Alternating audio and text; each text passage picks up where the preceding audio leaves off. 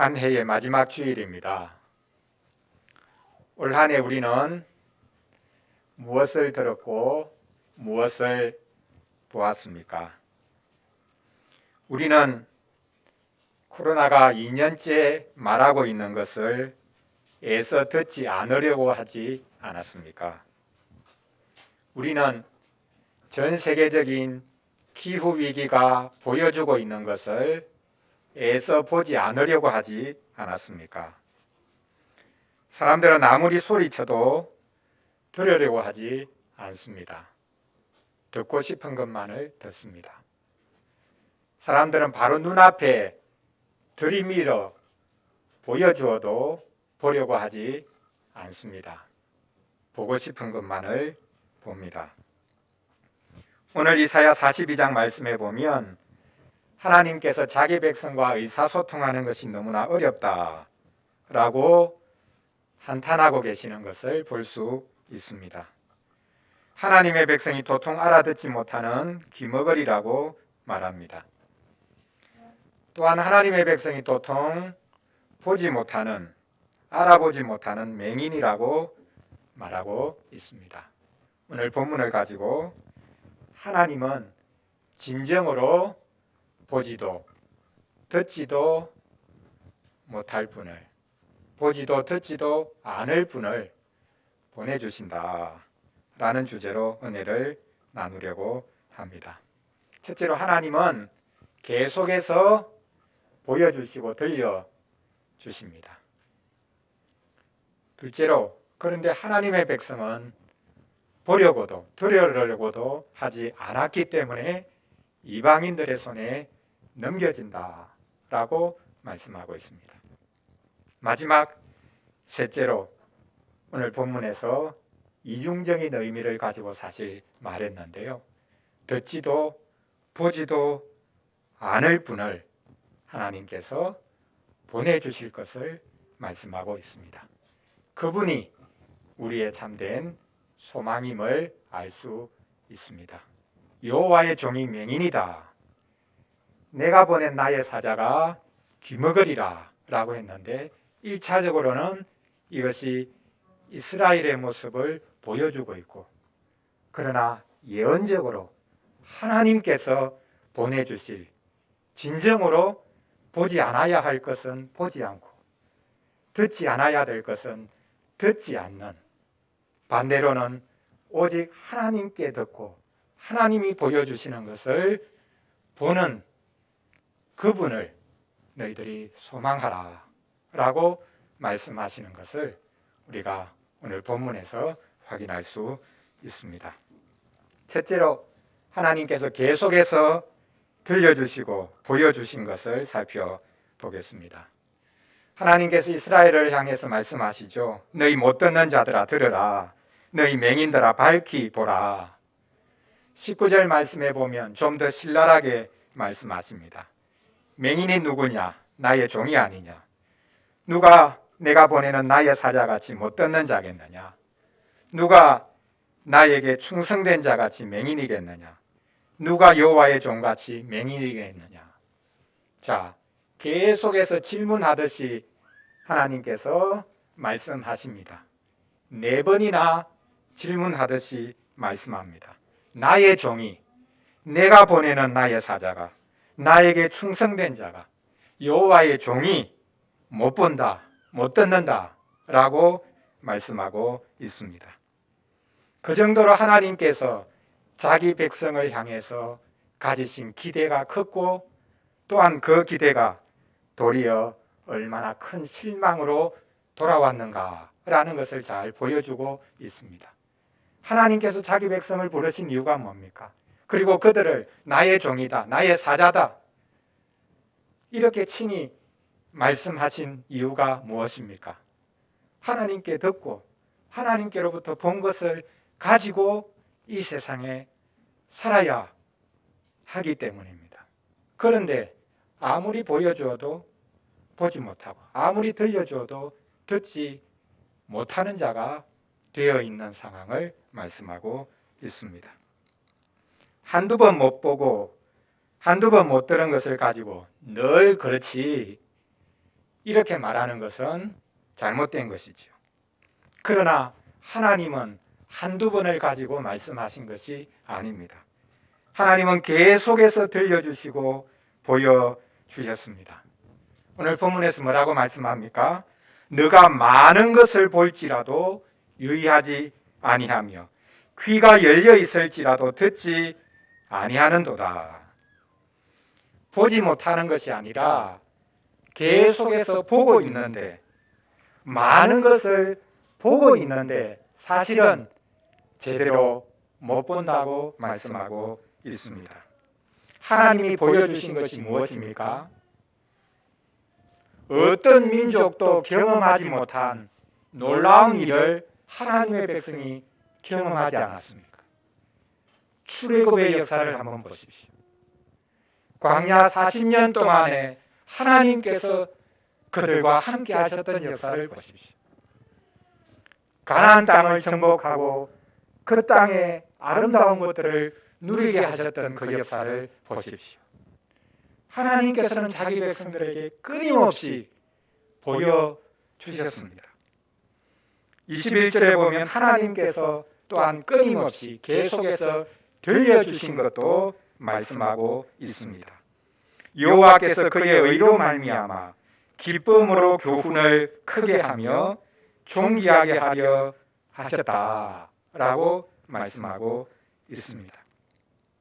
교훈을 크게 하려고 했고 교훈을 존귀하게 하려고 하셨는데 그 교훈이 수치를 당하는 상황에 이르렀다라는 것입니다. 여기서 말하는 교훈이 바로 율법입니다.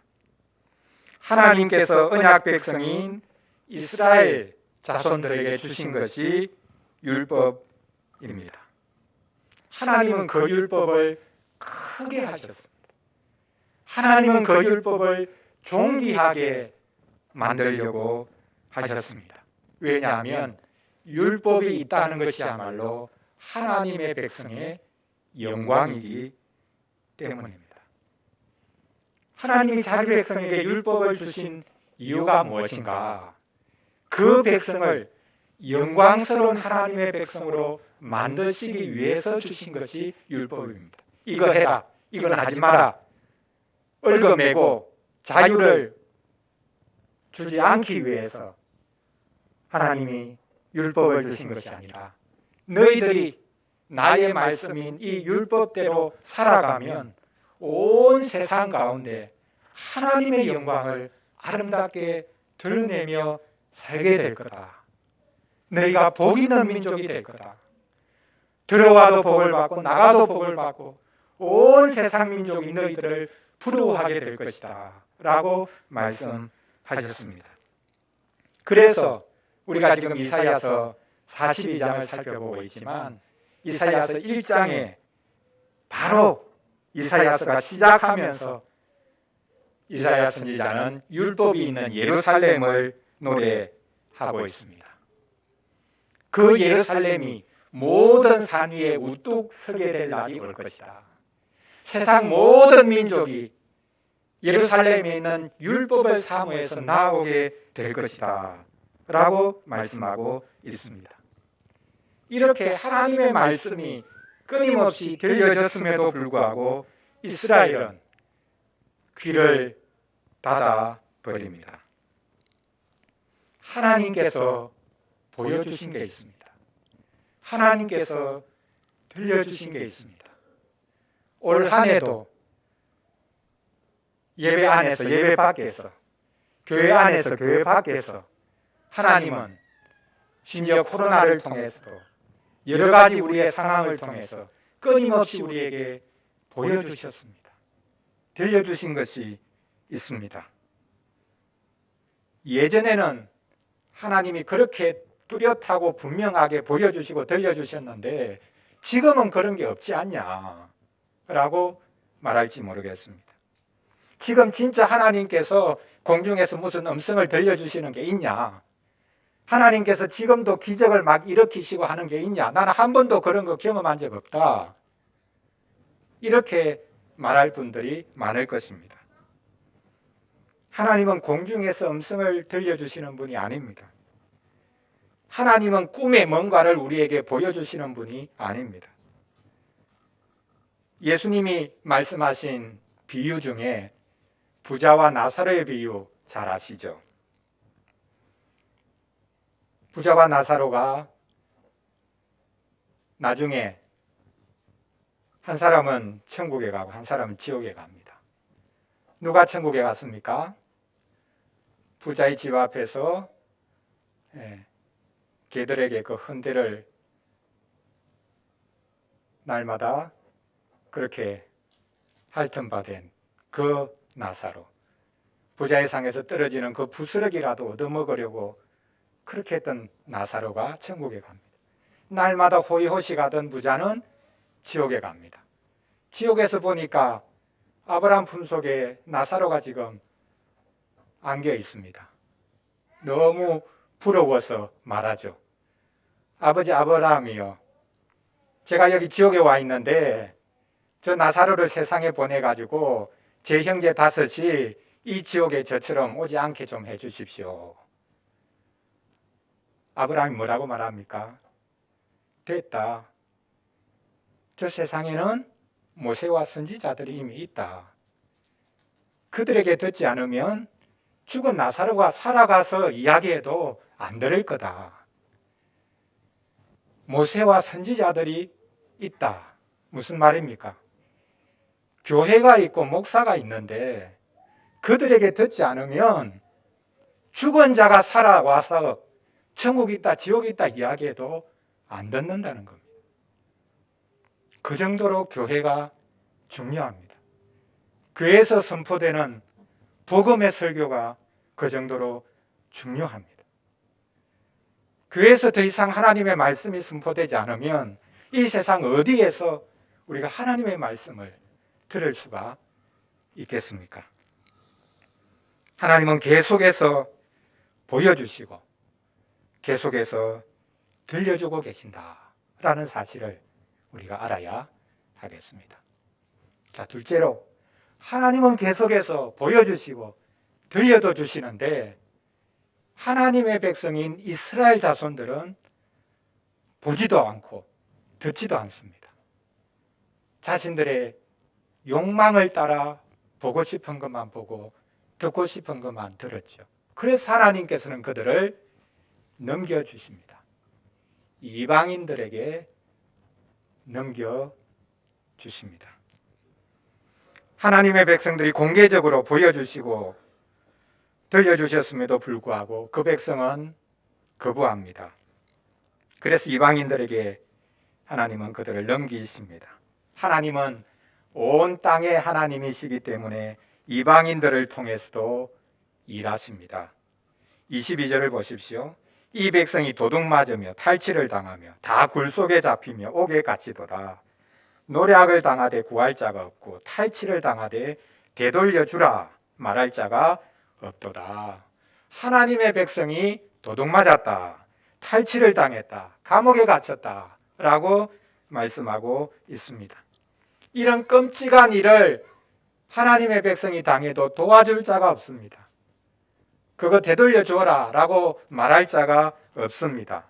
왜 그렇습니까? 하나님이 친히 자기 백성의 원수가 되셔서 그들을 팔아 넘기셨기 때문입니다. 24절에서 분명히 말합니다. 탈취를 당하게 하신 분, 이스라엘을 약탈자들에게 넘기신 분이 누구냐? 바로 하나님이시다 라고 분명하게 말씀하고 있습니다. 참으로 이상합니다. 하나님께서 어떻게 하나님의 백성의 원수가 되셔서 그들을 치시고 그들을 넘겨주실 수가 있다는 말입니까? 오늘 본문이 18절부터인데요. 17절로 한번 가 보십시오. 17절로 돌아가 보면 하나님께서는 우상을 물리치시는 분이다 라는 것을 말씀하고 있습니다. 그리고 더 거슬러 올라가 보면 13절에 하나님께서 용사같이 나가신다, 전사같이 분발하여 크게 외치시며 그 대적을 크게 치신다라고 말씀하고 있습니다. 하나님은 자기 백성을 대신하여 싸워주시는 분입니다. 그러나 오늘 본문에서는 정반대로 하나님은 자기 백성을 치시는 분이다. 하나님의 이중성을 여기서 볼 수 있습니다. 하나님은 자기 백성을 보호하시고 그래서 대적과 원수들을 친히 치시는 전사같이 용사같이 일하신다 라고 말씀하시면서 동시에 하나님은 불순종하는 자기 백성을 치기도 하시는 분이다 라는 것을 말씀하고 있습니다. 그러므로 여호와께서 맹렬한 진노와 전쟁의 위력을 이스라엘에게 쏟아부으심에 그 사방에서 불타오르나 깨닫지 못하며 몸이 타나 마음에 두지 아니하는도다. 오늘 본문 마지막 절 말씀입니다. 전쟁이 일어나고 사방에 불이 붙는 모습을 연상해 보십시오. 지금 이것이 바로 이스라엘이 겪고 있는 일입니다. 대적들이 쳐들어와서 예루살렘을 에워쌌습니다. 마침내 예루살렘 성이 함락되죠. 예루살렘 시가지가 온통 불바다가 됩니다. 하나님은 우리를 불 가운데서 건져내기도 하시고 또한 어떤 경우에는 불 속에 던지기도 하십니다. 왜 이렇게 되었습니까? 왜 자기 백성을 그렇게 사랑하시는 하나님께서 애굽의 소나기로부터 죄악으로부터 마귀의 소나기로부터 불 속에 있는 하나님의 백성들을 그 고난 가운데 있는 하나님의 백성들을 건져내어 주신 하나님께서 이제 그들을 다시 불 속으로 던져버리시는 것입니까? 이스라엘이 순종하기를 싫어했기 때문입니다. 24절 하반절에 있죠. 그들이 그분의 길로 다니기를 원하지 아니하며 그분의 교훈을 순종하지 아니하였도다. 하나님의 백성들은 자기들이 원하는 길로 다녔습니다. 율법이 자신들의 영광이었음에도 불구하고 그 율법을 거들떠보지 않았습니다. 지난 주간 수요 중기도회 때 소교리문답 87문을 살펴보았는데요. 86문이 그리스도를 아는 믿음을 소개하고 있었고 87문은 생명에 이르는 회개를 소개하고 있습니다. 생명에 이르는 회개가 무엇인가? 죄에서 떠나 하나님께로 돌아가는 것이다. 그러나 그것과 더불어서 굳은 결심과 노력으로 새롭게 순종하는 것이다 라고 해설을 하고 있습니다.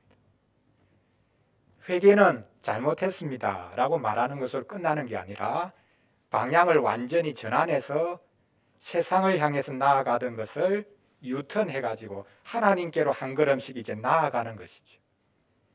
가만히 있는 게 회개가 아닙니다. 방향을 바꾸어서 한 걸음 한 걸음 하나님께로 돌이키고 나아갑니다. 그러나 그냥 방향만 바꾼 것이 아니라 굳은 결심과 마음으로 새롭게 순종하는 것이 회개의 열매다라고 말씀하고 있습니다. 회개는 순종과 뗄래야 뗄 수 없이 연결되어 있다라는 것을 알 수 있습니다. 불순종을 벗어버리고 순종의 길로 나아가는 것, 그것이 바로 이스라엘이 살아날 길입니다.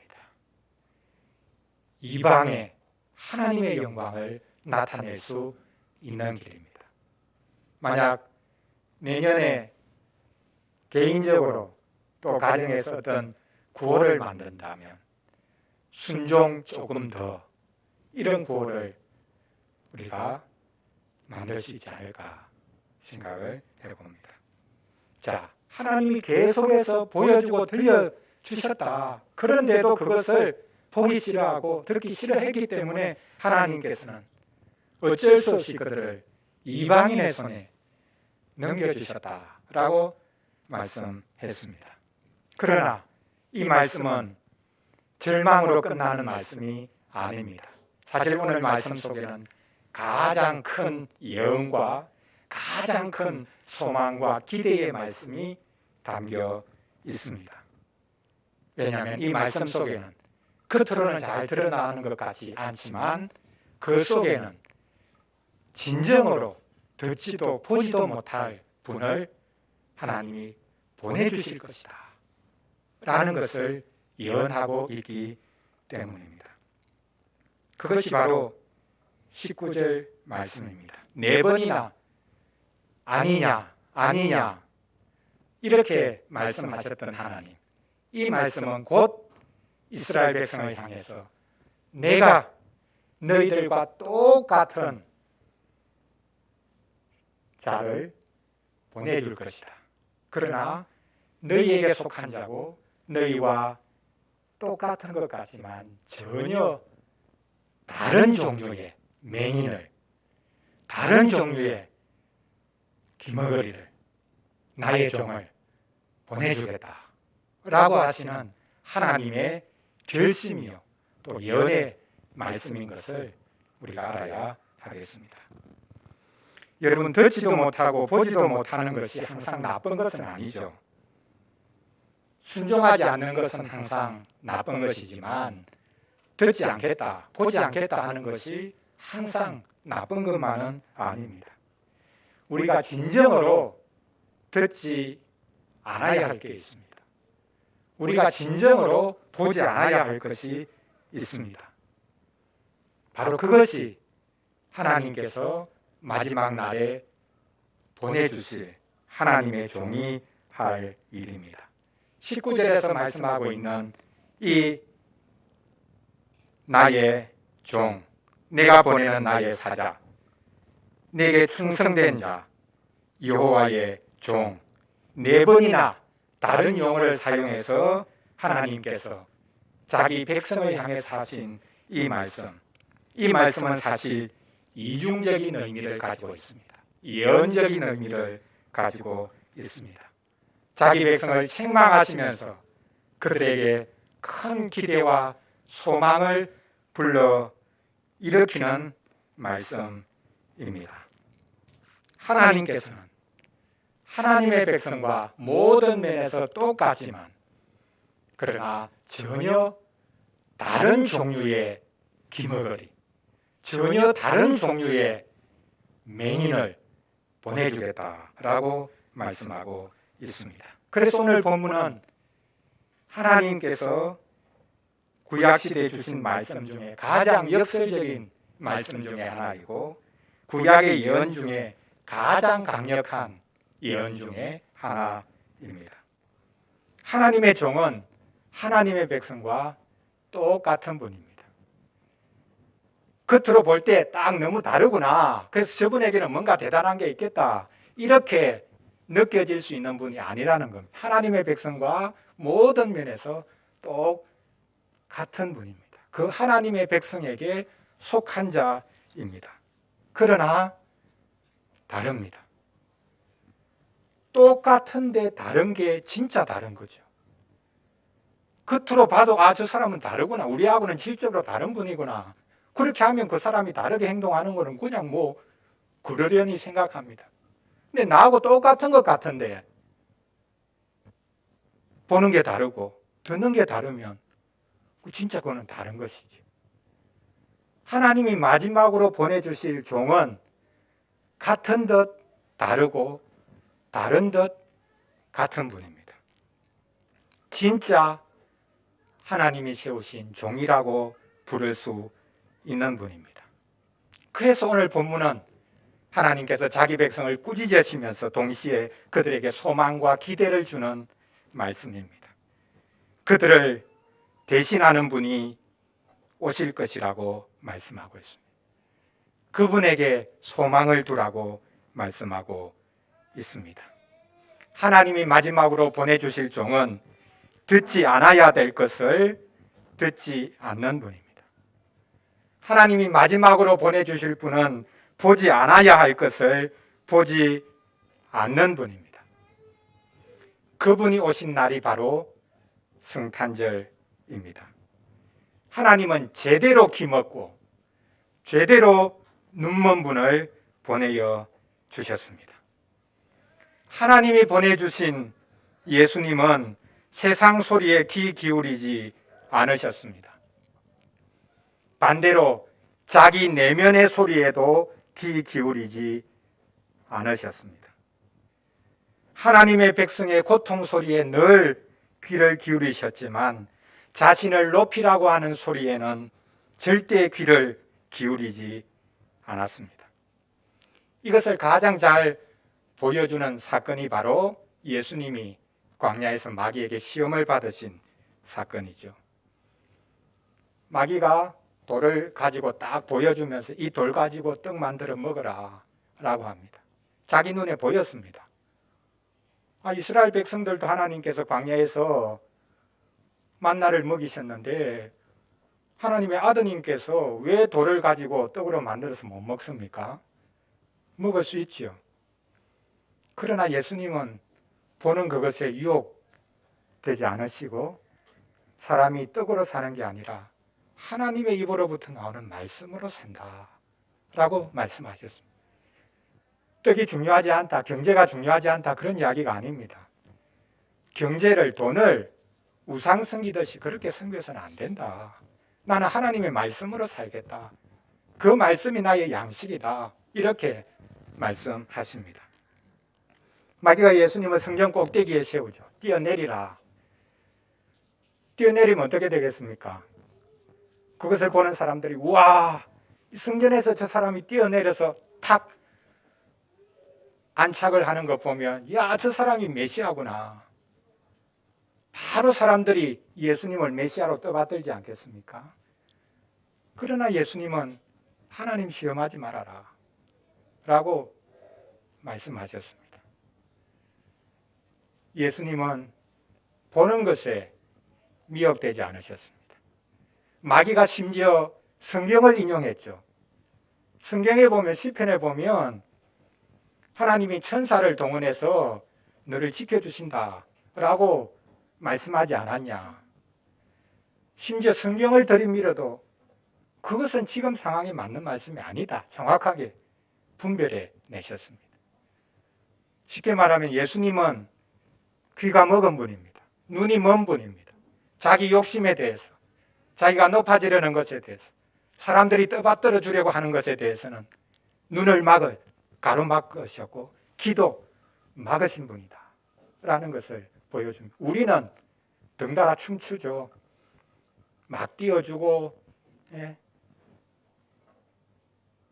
옆에서 소곤거리고 그렇게 하면 그게 좋아가지고 그냥 따라갑니다. 근데 예수님은 귀를 막으셨습니다. 눈을 막으셨습니다. 그분으로 인해 우리에게 참 소망이 생겼습니다. 오직 하나님께 듣고 하나님의 말씀을 하고 하나님의 눈으로 본 그분으로 인해서 우리가 참된 소망이 생겼다라는 것을 오늘 말씀을 통해서 확인할 수 있습니다. 이 19절의 말씀, 여기서 나오는 여호와의 종, 나의 사자, 바로 궁극적으로 하나님이 보내시는 분은 우리 주 예수 그리스도시다. 그분만큼 제대로 귀를 막은 분이 없고 그분만큼 제대로 눈을 막은 분이 없는데 그분으로 인해서 우리는 참된 소망을 가지게 된다고 말씀하고 있습니다. 사랑하는 성도 여러분, 코로나가 2년째 계속되고 있습니다. 내년에는 코로나를 벗어날 수 있을까요? 내년에도 코로나가 계속될 것 같습니다. 코로나로 인해 사람들과 기업들과 나라들의 희비가 엇갈렸습니다. 그런데 코로나가 우리의 삶을 결정하는 것이 아니라 사실 우리의 눈과 귀가 우리의 삶을 결정합니다. 눈이 좋아야 되죠. 귀가 좋아야 됩니다.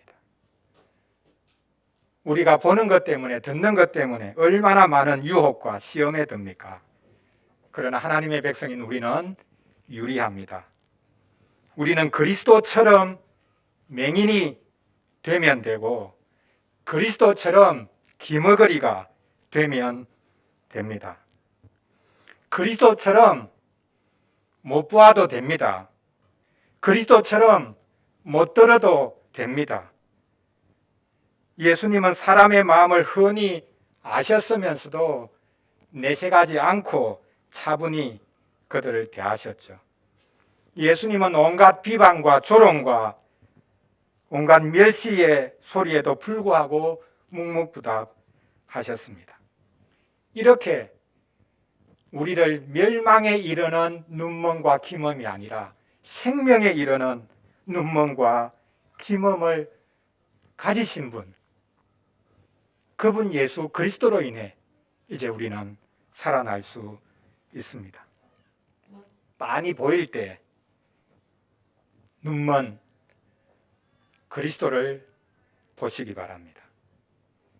너무 잘 들릴 때 저게 지금 무슨 소리 하는 거다, 그게 딱 정확하게 간파될 때 귀가 머셨던 그리스도를 생각하시기 바랍니다. 제대로 귀 먹었기 때문에 하나님께 늘 들으실 수 있으셨던 분, 제대로 눈 멀었기 때문에 하나님의 일을 늘 볼 수 있었던 분, 그래서 순종하신 그리스도가 우리 가운데 계십니다. 그래서 올 연말도 또 새해도 우리는 불안할 이유가 없는 것입니다. 코로나가 계속되어도 사실 상관이 없는 것입니다. 우리가 우리 자신의 욕망이 내지르는 소리에 귀를 닫고 세상의 영광을 보면서 그것을 따라가지 않은 그리스도를 바라보면서 올 연말에도 또 새해에도 참된 소망을 가지고 살아갈 수 있기를 간절히 바랍니다. 기도하겠습니다. 우리 같이 잠시 기도하겠습니다. 올해 마지막 주일입니다. 오늘 말씀을 통해서 우리가 보는 것, 듣는 것에 관해서 말씀했습니다. 무엇을 보고 계십니까? 무엇을 듣고 계십니까? 우리가 너무 잘 봅니다. 우리가 너무 잘 듣습니다. 그 모든 것이 세상의 영광, 우리의 욕망, 그것을 보고 듣고 그것을 따라 사는 우리가 아닌지 살펴보면서 그리스도처럼 제대로 눈을 닫을 수 있는 사람, 제대로 귀를 막을 수 있는 사람이 될 수 있도록 도와주시옵소서. 그래서 생명에 이르는 눈먼과 기멈을 가진 사람으로 살 수 있도록 우리를 도와주시옵소서. 한 해가 실패했다고 낭망하고 있을지 모르겠습니다. 그러나 새로운 한 해 기대한다고 우리 뜻대로 되는 것이 아닙니다. 그리스도를 우리가 보아야 하겠습니다. 그리스도께서는 세상의 소리에 귀를 막으셨습니다. 하나님의 말씀을 들으셨습니다. 영광을 누리라, 영광을 누리라, 그렇게 자꾸 보여주어도 그것에 대해서 눈을 막으셨습니다. 순종하는 것이 나에게 주어진 일이라, 그렇게 말씀하시며 겸손히 묵묵히 살아가셨던 분입니다. 마지막 주일에 그리스도가 보이면 좋겠습니다. 그리스도의 말씀이 우리 귀에 들리면 좋겠습니다. 한편으로는 눈 막고 길을 막아야 되지만 다른 한편으로는 우리의 눈이 주님을 향해서 열릴 수 있도록, 우리의 귀가 열릴 수 있도록 도와주시옵소서. 우리 같이 잠시 기도하겠습니다.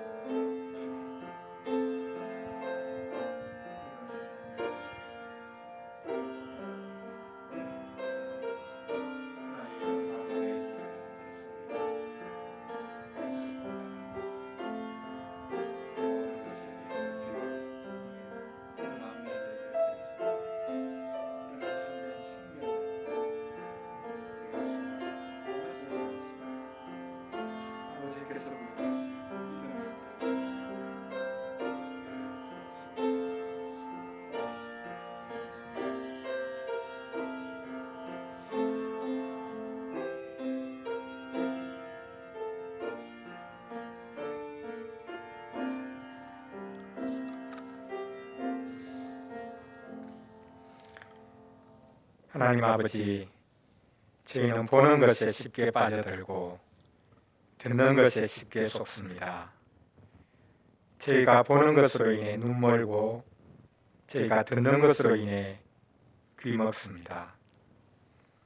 하나님이 보여주시는 것에는 눈 감고 하나님이 들려주시는 것에는 귀를 막습니다.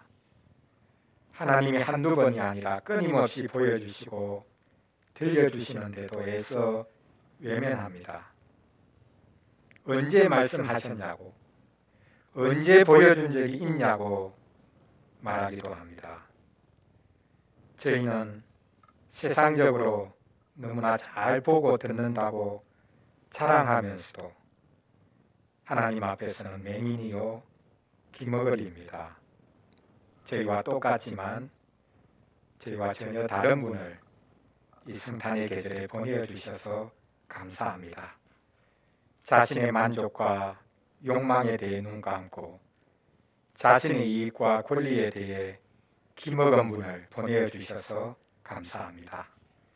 저희가 성탄절에 오신 분처럼 충성스러운 맹인, 충성스러운 기머거리가 되도록 도와주시옵소서.